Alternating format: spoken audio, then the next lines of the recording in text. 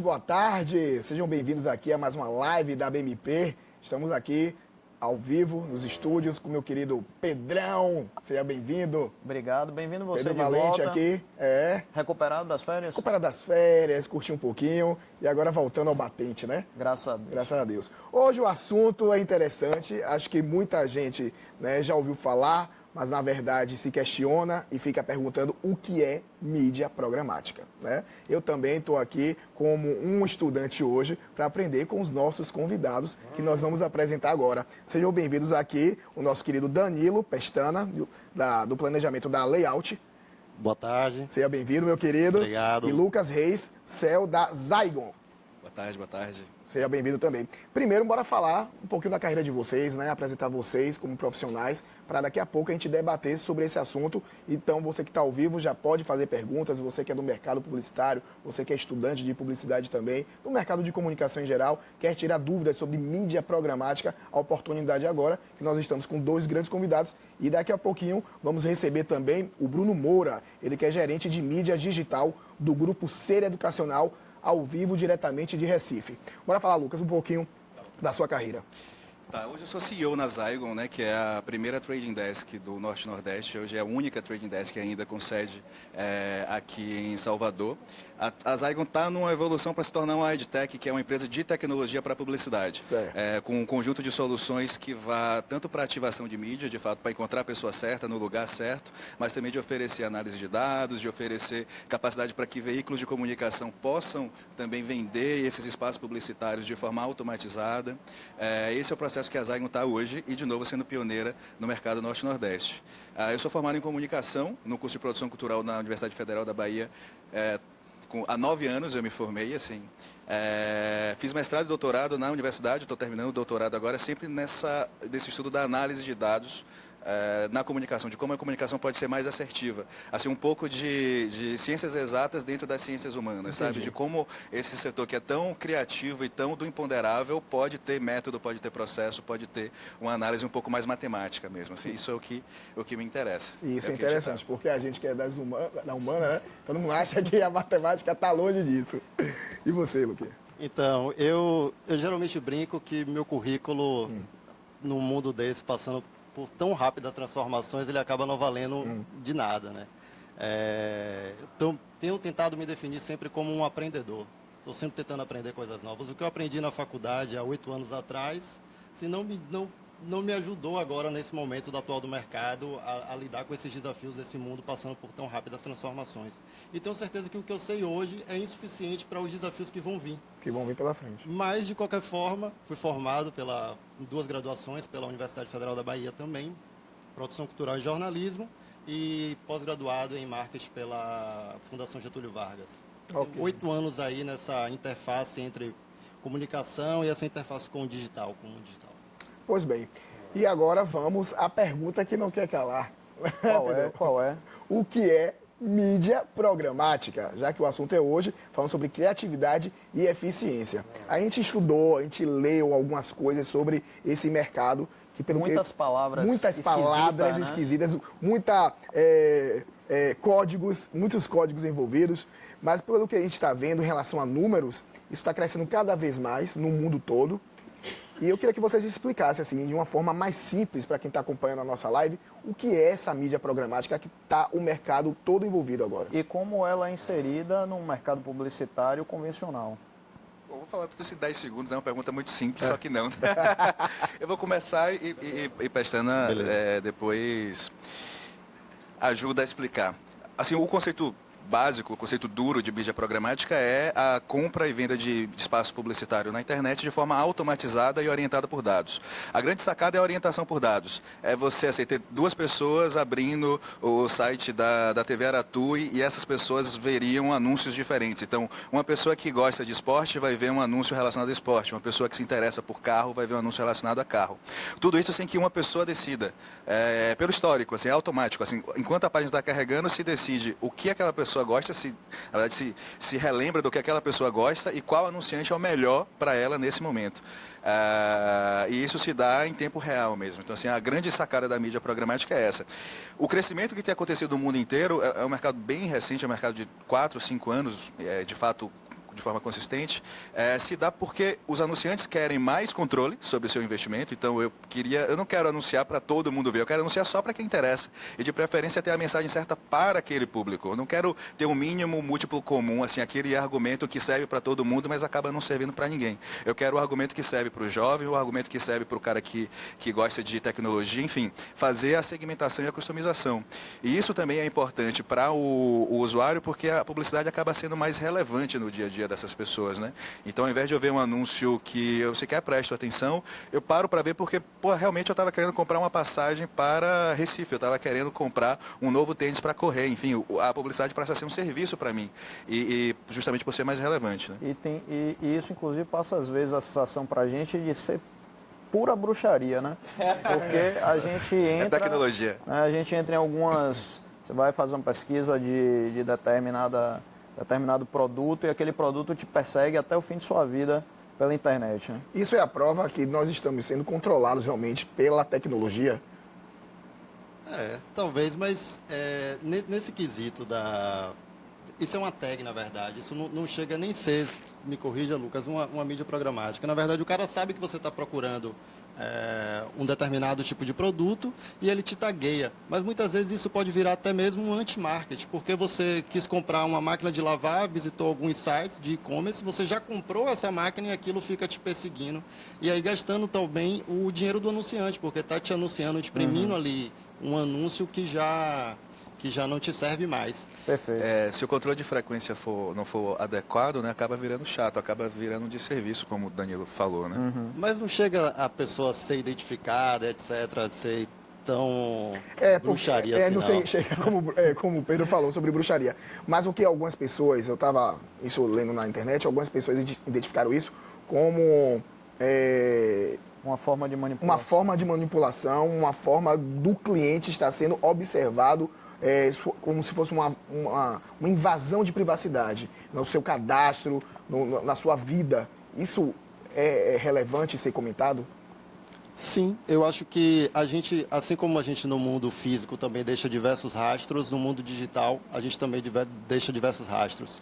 Sejam esses rastros inconscientes ou conscientes. Rastro consciente pode ser um e-mail que eu envio, uma foto que eu curto no Facebook, uma postagem, uma publicação que eu fiz no Instagram e etc. E inconsciente, muitas vezes, um site que eu visitei, sem estar sabendo que sem intenção alguma, o tempo de navegação que eu passei em determinada página, qual foi o conteúdo daquela página que eu demorei mais e daquela que eu demorei menos. E tudo isso vai sendo alimentado a uma base de dados que depois a gente consegue, através da mídia programática, impactar essas pessoas. Só para tentar exemplificar, na verdade, como eu falei, estou aqui hoje como um estudante também dessa informação. Não é só a sua exclusividade, não.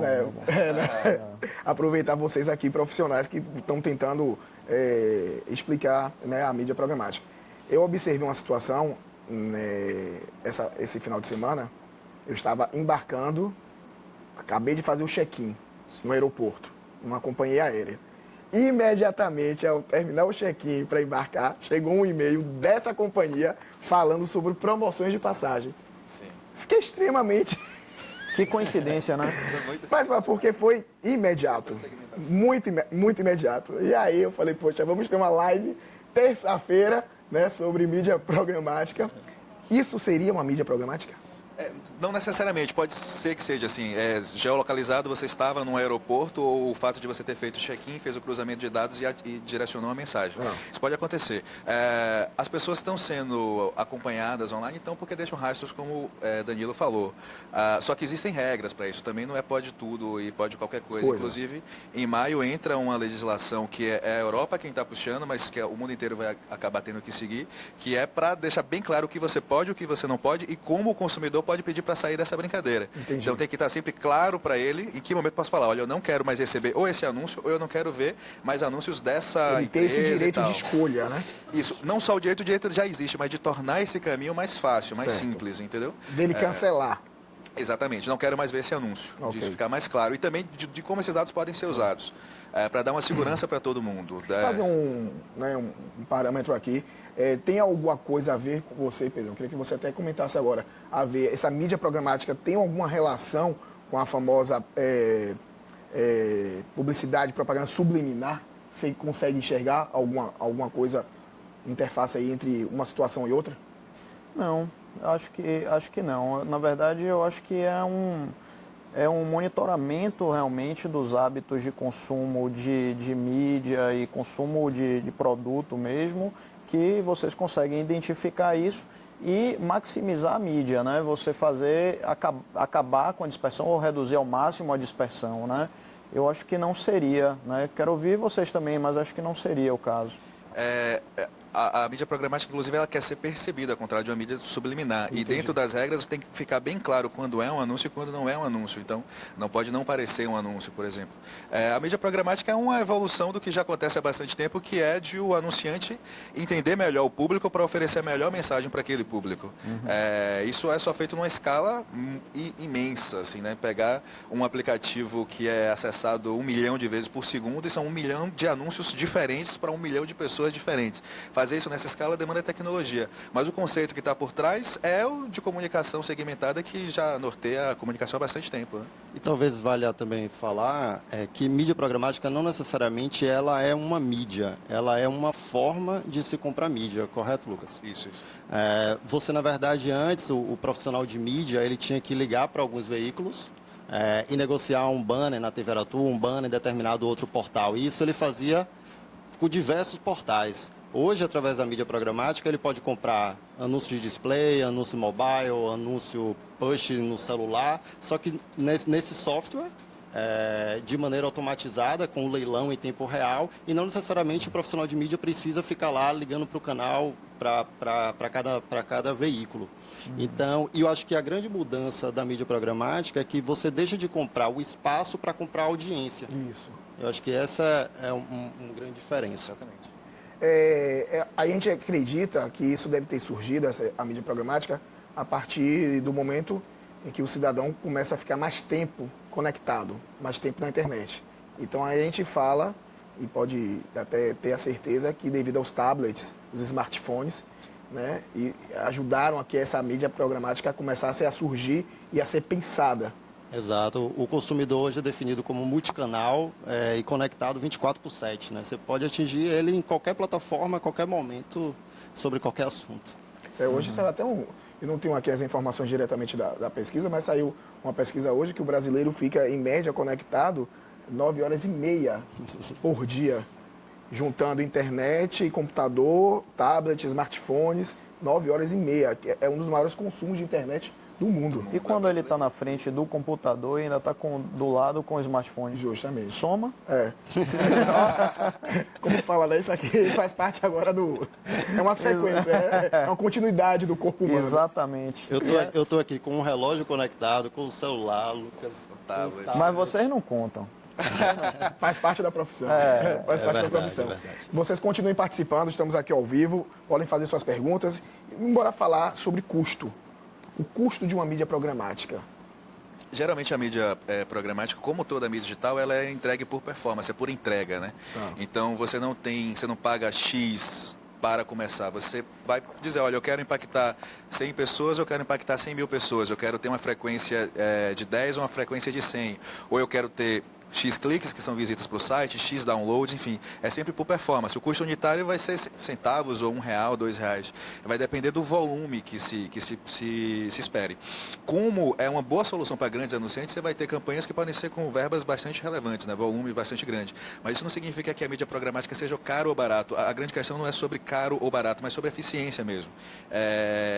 Eu consigo ter um controle no nível granular de 10 centavos, então assim, eu não quero pagar esses 10 centavos nesse clique daqui, numa escala fenomenal, entendeu? Numa escala de a população inteira de Salvador, a população inteira da Bahia. Então, assim, a mídia programática, tentando ser bem objetivo, como é que é o custo dela? O custo é unitário por entrega. Então, assim, para cada vez que o anúncio é carregado, ou para cada vez que o anúncio é clicado, ou para cada vez que aquele clique leva a um download ou leva a uma compra. Então, vai ser sempre por aí. E esse custo vai variar a depender do quão segmentado, do quão difícil é encontrar seu público, do quão cara é a sua compra. Então, se você está vendendo um negócio que custa R$2, eu não posso te cobrar R$2. Mas se você está vendendo uma passagem aérea de R$5.000 para o Japão, aí R$2 ficou barato demais. Então, e isso também é feito de forma automatizada. Não é uma pessoa que decide assim, como se fosse assim, Freire de São Joaquim, né? Você olha para a cara e fala, para você é 10, para você é 12. Não é assim, você tem um método, É uma modelagem que vai definir se isso daqui, para esse anunciante, nesse momento, custa X ou custa 2 vezes X ou qualquer coisa parecida. E é possível auditar essa entrega? Muito. Assim, uma das vantagens da mídia programática é que você tem uma cadeia bastante interligada. Então, você pode decidir comprar a mídia programática através da Zygon, que é a Trading Desk, mas quem vai fazer a auditoria da entrega é a Nielsen, por exemplo. A Zygon vai entregar um relatório, a Nielsen vai fazer a auditoria para dizer se aquilo foi entregue ou não. Você pode ter a auditoria de uma empresa como a Nielsen ou qualquer outra e um ad server próprio, que é quem de fato entrega a peça. Então, você vai ter 3 números para cruzar para saber se a entrega de fato está acontecendo. Não só de volume, como também de se está dentro do target ou não. Então, assim, se eu queria impactar mulheres com 30 anos que tiveram um filho há menos de 2 anos e blá, blá, blá. Você vai poder auditar se a entrega está acontecendo nesse público ou se não está acontecendo nesse público também, entendeu? Então, o nível de controle é muito grande. Esse exemplo que você usou, ele é verdadeiro? É uma coisa que possível chegar nessa hipersegmentação? Bastante. É possível, viável, já fizemos coisas parecidas, entendeu? Tem que ver se isso é relevante, porque às vezes você segmenta tanto que fica demais, assim, é tanto muito demais. Mas que é possível tecnologicamente, é possível. Assim, não dá para chegar no nome da pessoa, mas dá para cruzar, por exemplo, e-mail ou CPF com os dispositivos que a pessoa usa para impactar aquele público. Possível é. Tem que ver se é eficiente ou não, se é estratégico ou não. Perfeito. E ainda nessa questão do valor que você perguntou, Léo, a mídia programática, ela necessariamente, como você não compra um canal, você compra uma audiência, você geralmente não tem grandes dispersões de verba do anunciante, porque se eu quero vender um carro, eu não preciso falar com toda a população e etc. Eu posso falar apenas com aquelas pessoas que já estão na internet com comportamento de busca de carro. Entendi. Então, isso... Existem vários termos, né, e definições bem específicas para a mídia programática. E aí eu vou falar aqui alguns, eu queria que vocês fossem definindo. RTB. RTB é o leilão, né? É o Real Time Bidding. É cheio de sigla e sigla em inglês para complicar ainda, né? Justamente. É Real Time Bidding, que é leilão em tempo real. Que é isso? Alguém está abrindo um aplicativo, naquele momento todos os anunciantes do mundo estão vendo se interessa ou não anunciar para aquela pessoa naquele momento. E o que é que vai dizer se interessa ou não? Custo, então assim, quanto é que está valendo essa impressão, esse clique nesse momento, e o perfil. Então assim, quem é esse cara? Esse cara é um cara de alta renda que está extremamente interessado de comprar um smartwatch. Pô, então eu pago R$10 para aparecer nesse momento para esse cara, entendeu? Se o público for outro, não me interessa, eu não quero nem participar desse leilão. Mas RTB é Real Time Bidding, que é leilão em tempo real. Entendi. AD Network. Quer fazer um bate-bola ou quer... Vá lá. Tá. Ad Network é uma rede. Então, assim, quando você pega uma série de sites ou aplicativos que se conectam à plataforma para poder vender os espaços de publicidade que eles têm nas páginas deles. Entendi. Então, aí você forma uma rede. Network é rede, né? E Ad é de anúncio, de publicidade. Então, é uma rede para anúncios, né? Ok. DSP. Não é uma doença não, viu, meu? DSP. Não é aquelas coisas que surgem depois do carnaval, Não né? troque o P com o P, não, viu? É DSP, P de Paulo, né? Você entrou aqui. Demand Side Platform. Isso. DSP. Na verdade, assim, você tem... Tentar fazer aqui... Porque nesse caso agora a gente pode até explicar como é o funcionamento, né? Isso. Da mídia, como ela funciona. Porque existem plataformas específicas para serem realizadas. Exato. Você tem os veículos, todos os canais. Esses canais entregam... Vai me corrigindo aí se eu estiver errado, tá, Lucas? Esses canais entregam sua audiência para uma Ad Exchange, que é quem vai ter um bolo de audiência de diversos veículos, diversos canais. Aí, através de uma DSP, o anunciante pode efetuar a compra em todos esses canais, em todos esses anunciantes, esses veículos. Não é fácil, não. Cai no Enem? Isso aí. Puxado, Acho que ainda não, mas adoraria que caísse. Ia ter mais gente estudando isso. E aí você... Só que às vezes ter acesso a uma DSP é algo um pouco caro para um anunciante pequeno. E aí, através das Trading Desks, que é como é o caso da Zygon, você pode efetuar a compra. De uma forma muito mais fácil. Muito mais fácil. SSP. É o lado da venda, é o lado...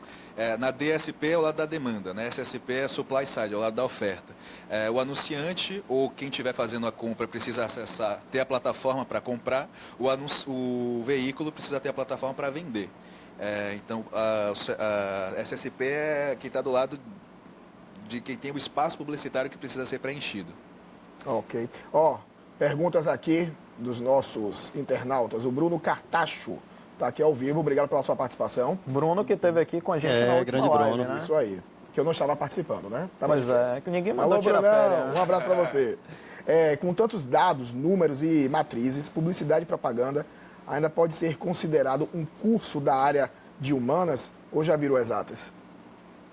Eu acho que é a união entre as duas coisas agora. Acho que aquela dicotomia entre eu só sou de humanas e eu só sou de exatas, ela se perdeu. Acho que o profissional de mídia, principalmente, ele vai ter que sim lidar com cientistas de dados, com programadores, com matemática e também com muita criatividade. Mas eu acho que a pergunta de Bruno, eu entendo o que ele quer saber. Eu acho que realmente hoje a gente caminha mais, a mídia caminha mais para esse lado, um pouco mais de exatas até do que antes, né não?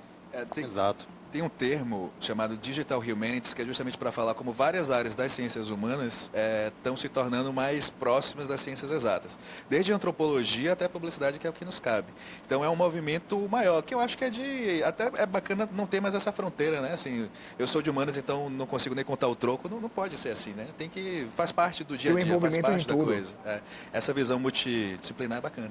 Outra pergunta também aqui, outro participante, o Bruno Gannen, né? Uma dúvida sobre inteligência artificial, que tem tudo a ver com o assunto da gente. Né? Sabemos que está presente na sociedade, mas de que forma a popularização da inteligência artificial vai interferir nas relações das mídias digitais?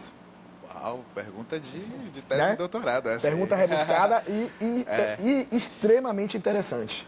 Como a inteligência artificial vai interferir das mídias digitais. Nas mídias digitais. Eu vou começar. Vai lá. Hoje já se usa bastante, porque essa automação inteira, você não pode só ter o se não, né? Se isso, faça aquilo, se não, faça aquilo. Você precisa ter muito mais complexidade nesses algoritmos. Então, a decisão sobre não só para quem eu vou anunciar, mas com que mensagem eu vou anunciar, tem uma coisa que eu não sei se vai aparecer aí na sua cartela no seu glossário, mas chama DCO, que é Dynamic Creative Optimization, outro termo em inglês, que é a otimização dinâmica de criativos. O que é isso? Os anúncios vão sendo montados, criados à medida que a plataforma vai aprendendo que tipo de combinação faz as pessoas interagirem mais com ele. Será que eu uso uma cor clara? Será que eu uso uma cor escura? Será que se estiver fazendo 30 graus em Salvador, eu uso uma cor mais pro tom de azul, porque dá uma sensação de frescor para as pessoas, enfim. Esse tipo de coisa usa a inteligência artificial mesmo, né? Não pode ser só um algoritmo simples. Você precisa ter muito mais complexidade e em alguns momentos que pareça, de fato, que simule o pensamento humano, como se fosse uma pessoa tomando aquela decisão. Uma pessoa montando aquele anúncio naquele momento. E isso se faz com o aprendizado de máquina. A máquina vai aprendendo enquanto as coisas vão acontecendo. Então, é como se fosse, de fato, uma criancinha que vai aprendendo a desenhar e que daqui a algum tempo vira um novo Picasso. A lógica é que a máquina vai aprendendo enquanto as coisas vão fazendo, até que ela já sabe, opa, para uma pessoa como essa, o anúncio deve ser esse, eu devo aparecer às 3 da tarde no celular. Então, assim, a inteligência artificial tem tudo a ver com o que a gente está falando aqui. Total. E aparecem em diversos setores, né? Tipo, monitoramento de redes sociais hoje. Tipo, se uma pessoa cita uma empresa na internet hoje, muitas empresas fazem esse monitoramento. Antes, boa parte desse monitoramento era feito de maneira manual. Você ia lá, botava positivo, negativo e neutro, classificava. E hoje, com a inteligência artificial, você já consegue fazer isso de uma assertividade imensa, tudo por um robô. Identificando se você está reclamando, se você está elogiando. Exatamente. Solicitando alguma coisa. Legal. E muitas vezes respondendo até. Uma das perguntas, né, que já chegaram aqui para a gente também, em relação a esses benefícios da tecnologia e o uso da inteligência artificial, né, onde atuam aí os seres humanos nesse processo? Tem sempre uma discussão se as máquinas vão tomar nossos empregos, né? Justamente. Mas o que a gente tem visto é que não, isso abre possibilidades para novos empregos e cada vez mais qualificados, né? Então, alguém precisa conceber, por exemplo, o código da máquina que vai aprender. Alguém precisa controlar essa máquina, alguém precisa pensar estrategicamente, complementar.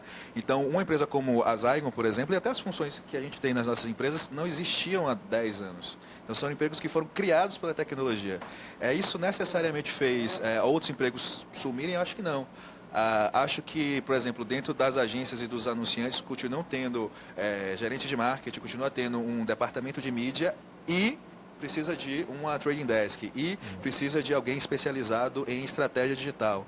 Então eu não vejo como uma ameaça, eu vejo como uma oportunidade de fato, né? Novas oportunidades de emprego vão surgir, novas oportunidades de negócios vão surgir, porque a tecnologia está se tornando cada vez mais presente na nossa vida. A questão é que a gente, até algum tempo atrás, a gente tinha um cesto de meios de comunicação para a gente anunciar que era limitado, né? Hoje a gente extrapolou demais isso. E você é impactado em todo canto, de diversas formas e por plataformas que você nem sabia que existiam, né? Vai chegar o ponto que você vai estar dormindo, você vai estar sendo impactado. É sonho, né? Black Mirror. Esses caras devem estar trabalhando alguma coisa nesse sentido aí.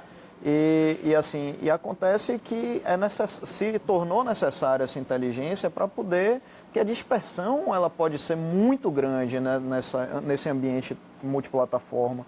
Então é necessário realmente uma inteligência mais forte para você direcionar a sua mídia para a audiência certa, porque senão se torna uma brincadeira proibitiva, né?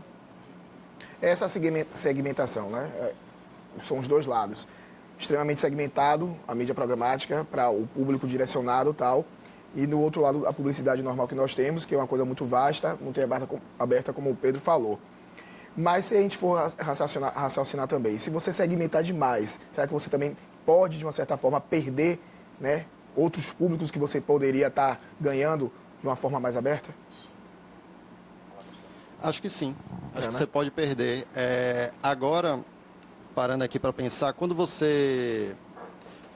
Porque, na verdade, se você olha pelo viés da segmentação demográfica, talvez aí a gente tenha uma perda. Mas com a mídia programática, geralmente a gente vai muito mais pelo contexto. Então, já não necessariamente vai ter uma perda porque eu só estou falando ali com 18 a 24 anos. Eu estou falando com pessoas interessadas, sejam elas daquele assunto, seja ela um idoso, uma criança, etc. Entendi. Ô, Léo, vamos chamar Bruno. Bruno, já está disponível? Lá em Recife. Embora. Vamos chamar ele aqui para a gente conversar com ele. Já que esses caras são tão de tecnologia, né? Uma ligação aí, divide tela, vamos ver como é que faz aqui é um acontecimento. Bora tentar falar aqui com o Bruno Moura. Ele está em Recife. Pessoal. Alô, Bruno Moura. E aí, Léo? Tudo bom, meu querido? Tudo tranquilo. Ok, Bruno Moura, gerente de mídia digital do Grupo C Educacional. Foi para Recife, foi, meu querido? Foi transferido? Então, meu velho, me convocaram aqui e eu vi essa batalha aqui pernambucana. Tá aí em Recife mesmo ou tá em outra cidade? Tô em Recife. Tá em Recife, né? Só que cheguei aqui há um mês. Brunão, nós começamos já aqui o assunto, né, sobre mídia programática, criatividade e eficiência. Queria que você falasse um pouquinho aí do seu trabalho em relação a esse tema que está sendo debatido hoje aqui na nossa live. Cara, então, eu fujo um pouco aí das formações aí de Lucas e Danilo, que são pessoas de comunicação por formação, né? Eu sou da TI, tenho 15 anos com a parte de infraestrutura, software e tal, e migrei para comunicação tem uns 4 anos. E aí, nesses meus 4 anos de comunicação, as responsabilidades que eu tenho enfrentado, elas estão muito ligadas, aí eu estava acompanhando a live daqui, muito um pouco do que Danilo e Lucas já falaram aí, né? Que é esse processo de entendimento das plataformas tecnológicas, né? De que forma eu consigo fazer com que a minha mensagem chegue para o meu público, de forma segmentada, de forma cirúrgica, onde nesse contexto eu tenha a maior efetividade da comunicação, onde eu consiga medir tudo isso, onde eu consigo mostrar que o investimento que o anunciante fez, de cada R$1 que ele investiu, o retorno para os objetivos dele foi de X a partir desse investimento. E também tentando alinhar toda essa parte que Cartacho até perguntou esse processo de humanas exatas, né? Tentar fazer com que Bugou. os dois lados eles sejam, né? Então, a tecnologia ele esteja alinhado com a criatividade. Ok. Nós temos uma informação aqui, né? Em 2015... Tô escutando. Você complementou? Não. Não, ok. Falando de dados, de números aqui, em 2015, 670 milhões de dólares foram gastos com mídia, né, mobile programática nos Estados Unidos. Enquanto para 2017, né, no ano passado, a estimativa foi, ainda não saíram os dados oficiais, mas a estimativa era de 2 bilhões de dólares, né, para serem gastos. Esse é o futuro do mercado publicitário? Não sei se é o futuro e tal, mas com certeza é um caminho que vai ser seguido. Você falou dos dados especificamente para celular. Quando a gente olha, o mercado americano de programática é um mercado de 40 bilhões de dólares. O mercado de publicidade brasileiro é um mercado de 129 bilhões de reais, que dá mais ou menos 40 bilhões de dólares também. Então o mercado de programática americano é quase do tamanho, talvez maior, do tamanho do mercado publicitário brasileiro. No Brasil, o mercado de programática deve movimentar nesse ano algo entre 3 e 4 bilhões de reais, quando a gente pensa em todos os formatos, que já é uma indústria relevante, né? 3 ou 4 bilhões de reais é algum dinheiro, né? Dá para passar férias em algum lugar.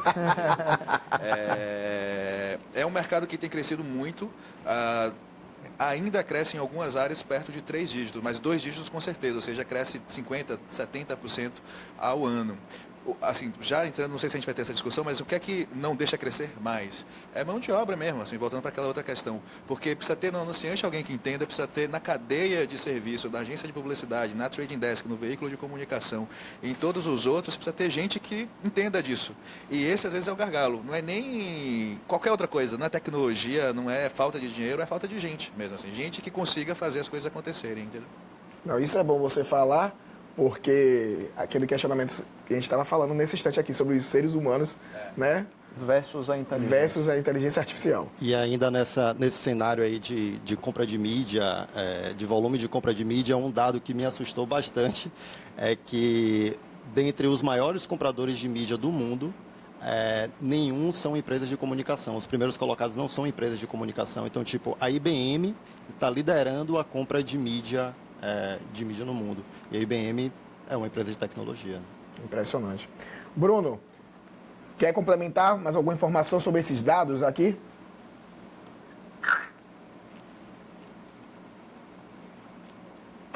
Programática, esse bolso aí, ele também é uma conta simples, olha. Hoje a pessoa pode não ter televisão em casa, mas ela tem celular, né? Então, por exemplo, eu estou aqui em Recife, na casa que eu estou, eu não tenho televisão, não preciso. Por quê? Porque eu tenho o celular e tenho o meu notebook para poder fazer, para poder ver meu filme, para poder ver um site, uma série que eu quero assistir e tal. Então, essa mudança do que hoje as pessoas tratavam como segunda tela, ela na realidade está sofrendo uma quebra de paradigma e está virando primeira tela. Até porque o processo do mobile está ligado a uma plataforma, ele não é um formato. Um segmento de mídia. Ele é vários segmentos de mídias em uma única plataforma. Então eu posso impactar você com um vídeo mobile, eu posso impactar você com um push mobile, eu posso impactar você com um banner mobile, eu posso criar um chat que é utilizado 90% por plataformas mobile. O Facebook já é uma plataforma mobile. 80% do tráfego do Facebook ele é por celular, tá? Então, eu acho que esse número, em pouco tempo, ele vai duplicar ou triplicar. E haja dinheiro. Tem algum case que vocês possam exemplificar de sucesso em relação à mídia programática, não só no Brasil ou no mundo? A gente até tinha pensado em alguns, assim, tem o grande case mundial hoje é o da eleição de Donald Trump em 2016. Ele usou muito inteligência, análise de dados e boa parte da entrega de mídia foi programática e não só em plataforma digital, quando a gente pensa celular, computador e tablet, mas a entrega de TV e rádio também teve entrega programática, porque como sinal digital você consegue fazer esse tipo de coisa. Então, no mesmo prédio, uma pessoa que tinha uma tendência um pouco mais liberal via uma mensagem adaptado, ou seja, que respeitava, por exemplo, o problema é que não deixava claro a posição sobre um tema polêmico como aborto, enquanto que a pessoa era conservadora, estava lá bem claro aquele Make America Great Again, aqueles termos bem da direita americana. Então, assim, o grande case mundial é a reeleição de Donald Trump. Em marketing político, a gente está no ano eleitoral até aqui no Brasil, então provavelmente a eleição de 2018 no Brasil vai beber muito dessa fonte. Como a eleição de 2010 bebeu muito da fonte de Obama de 2008, né, de redes sociais e tal, a eleição de 2018 no Brasil deve beber muito da eleição de Trump de 2016. Mas vocês acham que a gente já tem tecnologia disponível para isso, em termos da gente pegar um sinal de televisão e dividir dessa maneira? TV, a gente não pode nem até por uma questão legal, né? Não pode comprar espaço publicitário para campanha política no Brasil. Não, mas eu digo o próprio programa eleitoral gratuito. O programa eleitoral gratuito, não, também por uma questão legal é a mesma coisa, porque é no sinal de TV aberta mesmo, né? Nessa eleição vai ser possível comprar alguns formatos de mídia digital. Comprar mesmo, então fazer numa lógica programática de automação, de segmentação e tudo mais. Então, vai ser possível, mas ainda que não tenha compra de mídia, você vai ter análise de dados. Então, as ações, até de articulação política, vão beber um pouco ou muito, não sei, do que se sabe pelo que as pessoas fazem online, né? Por onde as pessoas passam, o que elas consomem, que tipo de aplicativo elas têm. Então.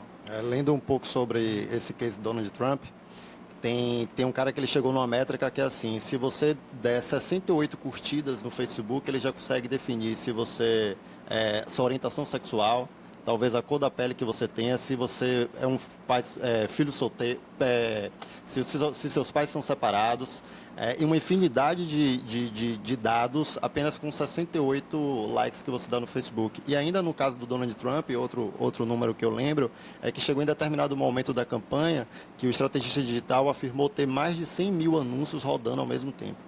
É incrível isso. É o que você falou no início, é bruxaria, você fica... É feitiçaria pura. Isso. Né? Ô Bruno, você quer exemplificar também? Quero sim, cara. Esse case aí das eleições americanas tem um fato interessante, porque assim, a mídia programática ele não é um simples objeto, ele é um conjunto de metodologias técnicas e tecnologias que você aplica para chegar a um objetivo, tá? Então o que acontece? O processo de Trump ele tem uma força muito calcada na análise de dados. E a partir da análise de dados, ele foi desmembrando ações pontuais cirúrgicas.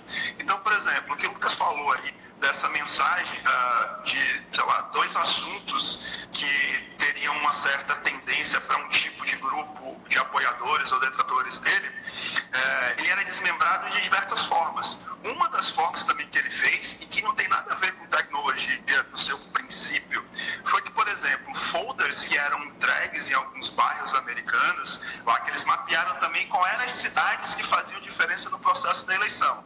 Então, os caras foram para essas cidades e dispensaram as outras, também para o processo de análise de dados.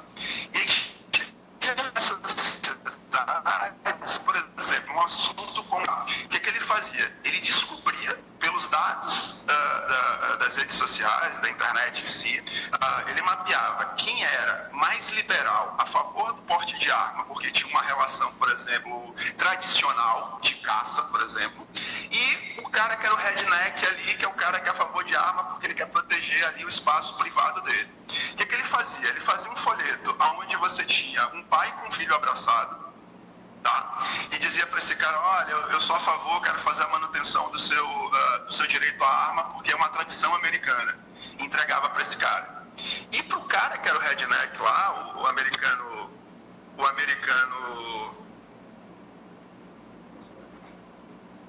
Alô? Oi, tá escutando? Alô? Oi. Oi, voltou? Voltou. A sua câmera que ficou desligada. Aí, agora voltou. Pronto, agora. Pronto. Então, o que acontece? Então, eu pegava, fazia um folheto para esse cara que era menos conservador com essa mensagem, e para o cara que eu descobria naquele bairro, naquela região, que era mais conservador, eu fazia um folheto que era um cara quebrando um vidro tentando invadir a casa. E dizia, olha, eu estou aqui para defender o seu direito a se defender e o seu direito à propriedade. Né? É o famoso morde-a-sopra, né? Então, o que acontece? O conjunto e plataformas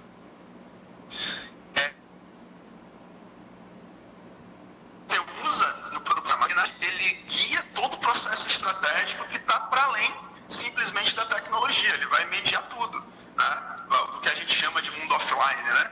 Então, a estratégia estratégia realizada por esse tipo de estudo, ele vai norteando a estratégia. Entendi.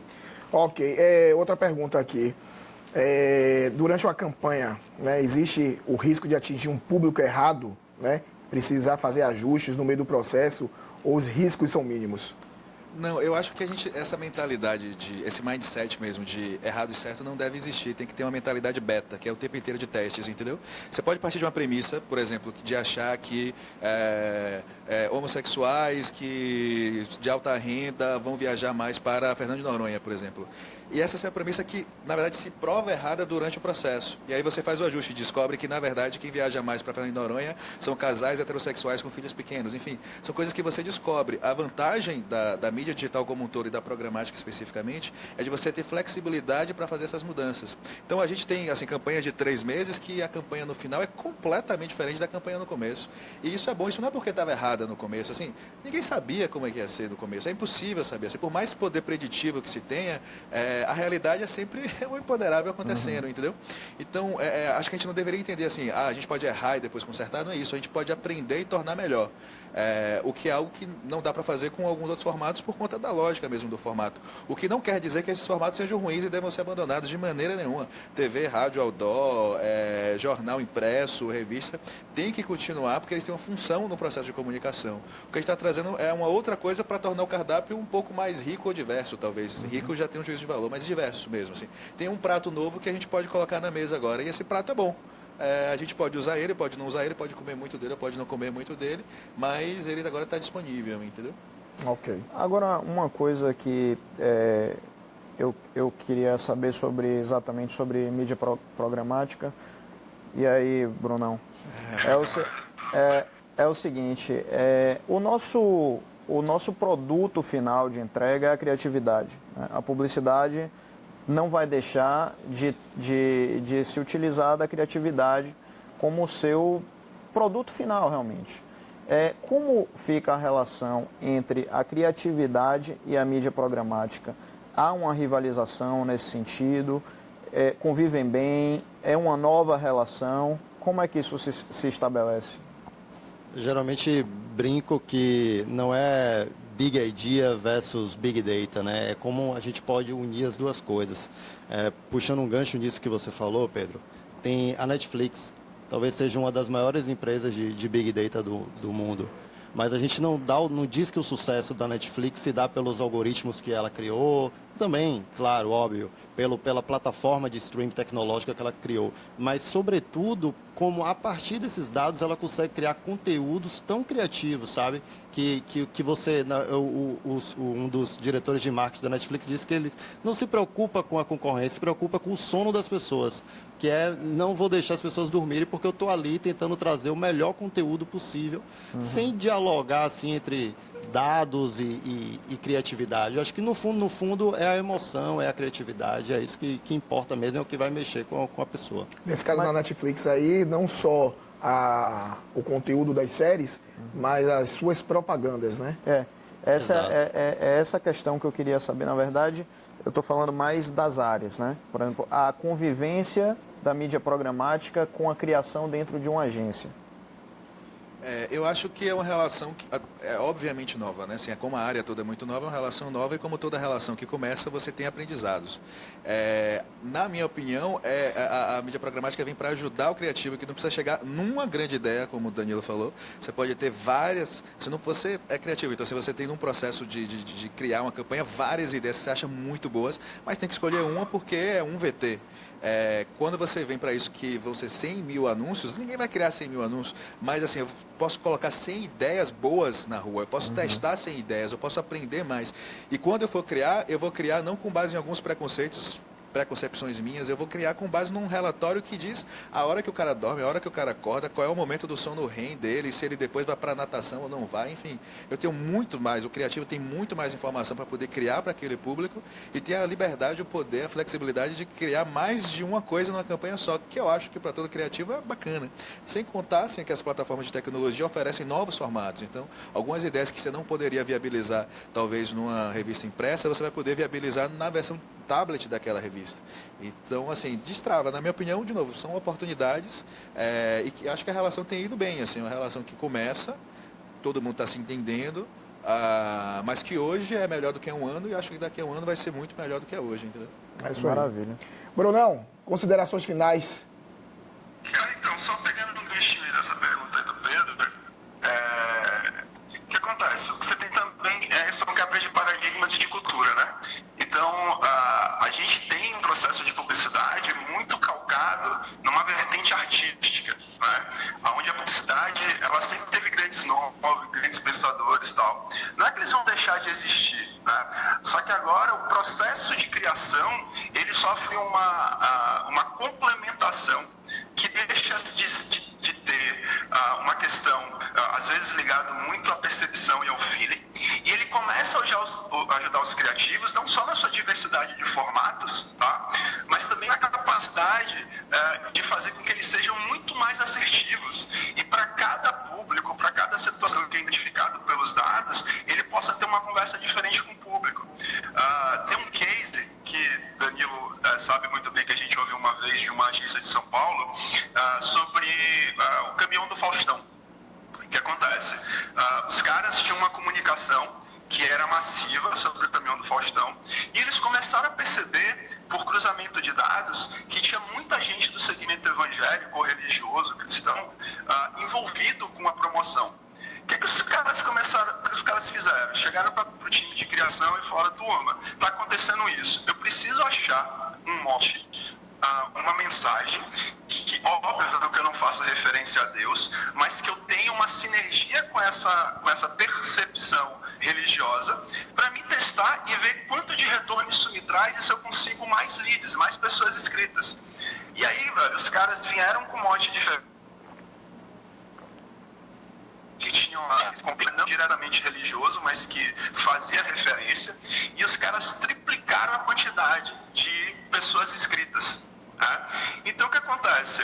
É uma cultura que a gente precisa, passo a passo, mudar, e não é só de agência, tá? Isso também é uma questão dos anunciantes. Esse processo de orientação por dados, esse processo de estratégia orientada por dados, ele também é uma dificuldade dos anunciantes, e que o nosso papel, e aí parabenizando a FMP por isso, é uma coisa que eu sempre conversei com os meninos e sempre por onde eu passei, que a gente precisa formar mercado, velho. Hoje a gente vive num mercado que ele está muito despreparado, não é pouco despreparado. E dos dois lados, o anunciante não sabe o que pede, a agência não sabe o que vende, e aí fica esse problema. Então a gente precisa formar um mercado, e um mercado muito amplo das duas pontas.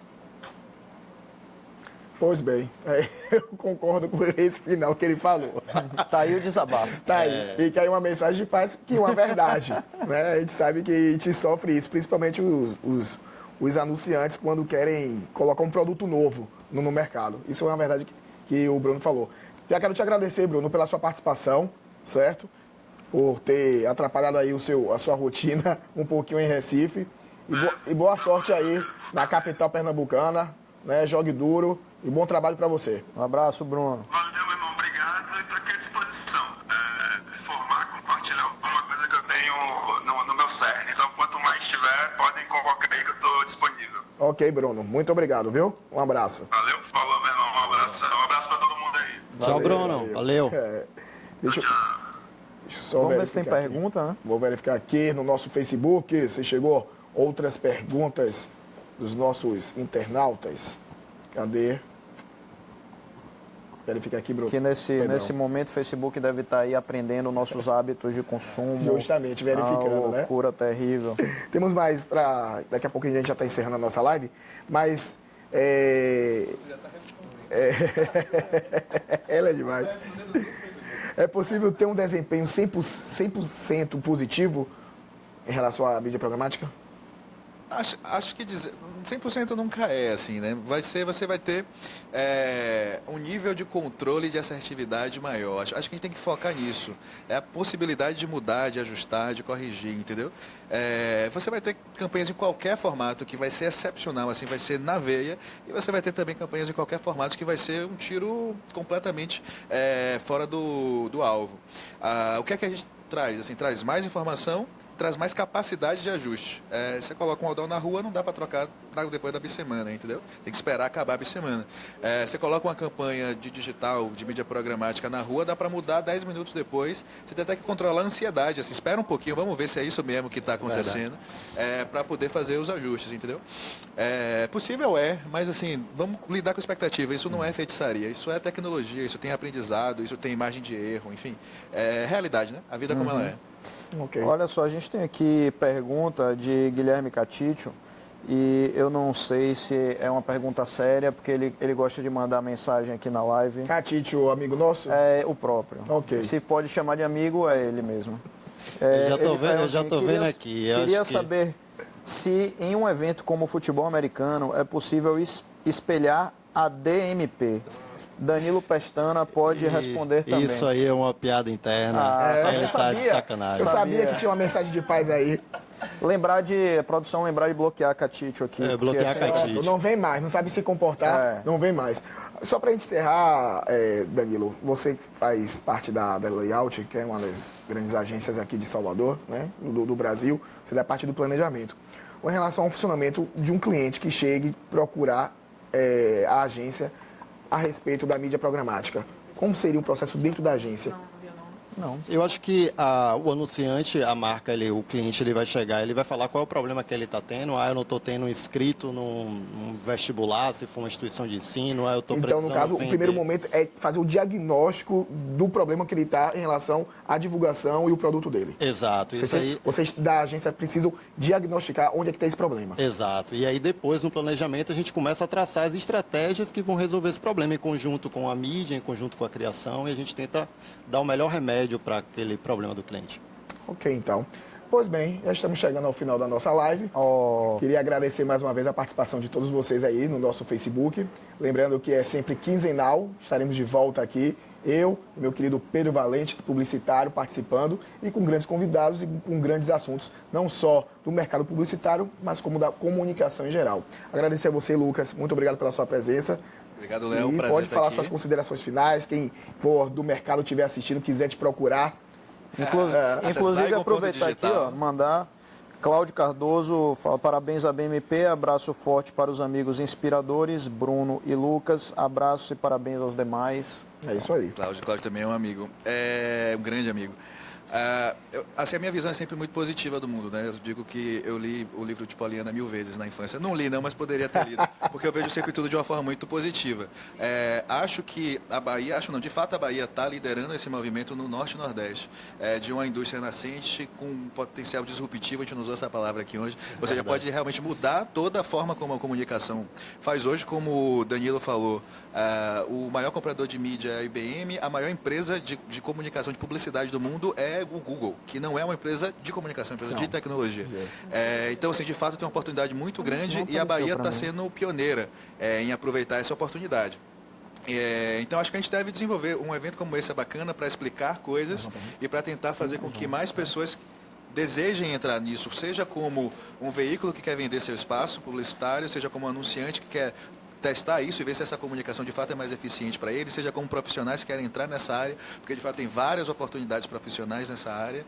Enfim, nesse movimento a Bahia é um dos líderes. A gente pode dizer que você tem São Paulo, que naturalmente vai ser líder, porque é onde está o dinheiro do país. Você tem Florianópolis e você tem a Bahia. Assim, a gente está ali no top 3 de quem está fazendo programática no país e se está liderando no Brasil, está liderando na América Latina. Entendeu? Claro, muito obrigado. Maravilha. Danilo, antes Agora, de você falar suas considerações finais. Chegou uma pergunta de última hora aqui, de Renata Vilas Boas, que é uma querida do mercado. Ela pergunta aqui, para uma segmentação eficiente, é necessário cada vez mais uma mão de obra qualificada, mas não vejo ainda no Brasil. Muito menos no Nordeste, a percepção de valor da mídia digital. Como está a relação de agências e anunciantes? Existe um comissionamento de mídia ou alguma outra forma de remuneração que ajude a garantir a qualificação do trabalho oferecido?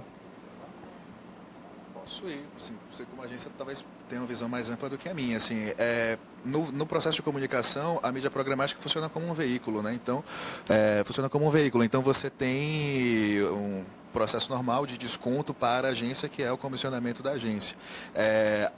Acho, de fato vivendo nesse mercado que cresceu bastante o mercado de mídia digital nos últimos anos, a ponto de você ter assim, empresas especializadas como a nossa, de ter profissionais altamente capacitados e bem remunerados como o Danilo Pestana, e de poder reter mesmo, assim, né? Danilo não pegou um avião e foi para São Paulo, Danilo não pegou um avião e foi para Nova York, Danilo está aqui em Salvador, batendo ponto lá na layout e tentando fomentar esse mercado. Então, acho que tem uma curva e repetindo, né? A Bahia está liderando. Se a gente vai conseguir manter isso, vai ter fôlego ou não, depende da gente. Mas o momento é muito positivo. Assim, as coisas estão acontecendo, o investimento tem crescido. Os grandes anunciantes locais, como o Governo do Estado da Bahia, a Prefeitura de Salvador, os shopping centers hoje investem já um volume. Na divisão de verba, o digital e a mídia programática já aparece ali no primeiro olhar, entre os primeiros. Tem espaço para crescer? Tem, mas de novo, isso é bom.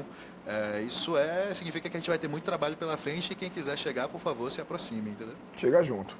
Acho que tem também uma questão das agências perceberem qual é o seu modelo de negócio, né? Porque você ficou muito tempo refém dessa mídia, né? Da bonificação pelo volume dos anunciantes e no digital, muitas vezes você não tem isso. Então, talvez tem que repensar um pouco esse modelo para poder gerar e dar mais dinheiro para reter os talentos e etc.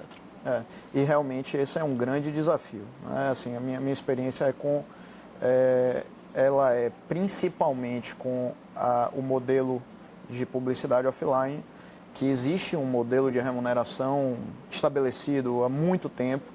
Tudo isso é muito novo e é um grande desafio, sim, da publicidade, das agências fazerem dar essa volta para poder chegar nisso. A mudança de cultura, como o Bruno falou, né?